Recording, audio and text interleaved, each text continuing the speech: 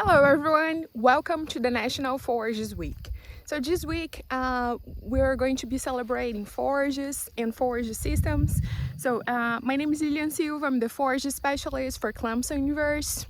I have statewide responsibilities, but I work here at the Blackville station, the EDSO station. And I'm standing here on one of my current studies, my grazing studies. I have different mixtures of summer annuals, and you can see here the different paddocks going on the direction there. So right now I'm standing in one of those mixtures, and I wanted to really talk a little bit about these forages and also some of the management aspects and some of the aspects that we need to consider when we're going to try to use these as a source of forage mass and also forage quality for us on our livestock systems. So this study was planted back in May. We planted on May 4th, and we have had a really prolonged period that we do not have any rain in May. So really we just start getting more rain, more frequent lately over the last few weeks. I'm recording this video, today's June 16th. So really it took a little while to catch up with that rainfall that we missed in May. So the plants are currently on a good stage of development. We just fertilized these fields last week, and within the 30 days-ish period, just wanting to wait a little bit until we had some growth and the plants had started growing fairly well, because this is an area where we have more sand in the soil.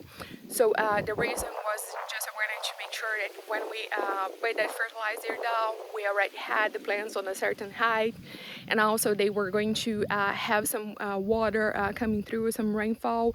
I do not irrigate the system. I fully depend on the rainfall that we get. So it was a good timing to really put the fertilizer here. So I have some different forages here, and I'm going to try to show some of them. So I have a pear millet. You can see that most of the plants that you all are probably going to be able to see will be the pear millet. However, I do have some legumes that you can see they are kind of like around and under the pear millet, kind of like really hiding a little bit. So this one that I'm holding here is sunham, and also I have some cowpeas here and some forage beans as well. Something else that I included on this mixture this year was radish.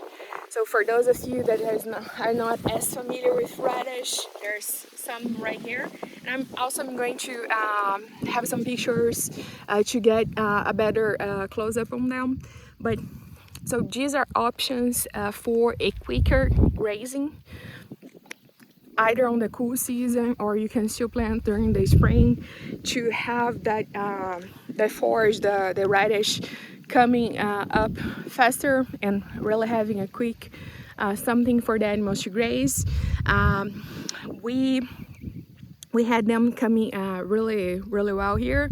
So right now the forages are averaging around 15 inches or a little more in some of the paddocks here. So we're still waiting a little bit to start to turn the animals in. For the summer annual forages, when we're grazing them, you want to start grazing when it's between 20, 23, 25 inches. And ideally, my recommendation would be to not go too under 16, 15 inches for the stubble.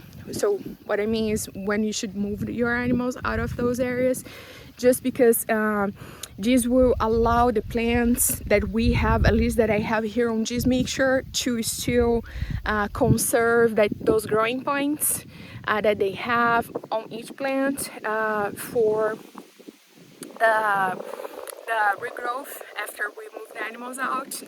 That growing point will be really important for the plants to reestablish the leaf area and really work on growing well through the resting period that they are gonna have.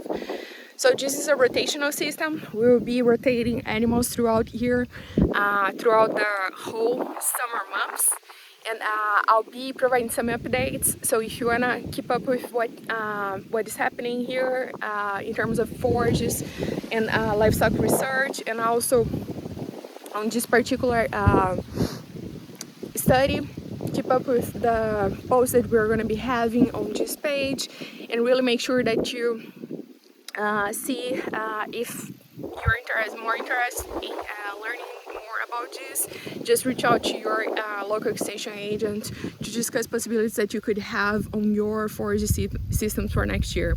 So with that, I really appreciate you watching this video. Thank you so much. Go celebrate the Forages Week as well. Thank you.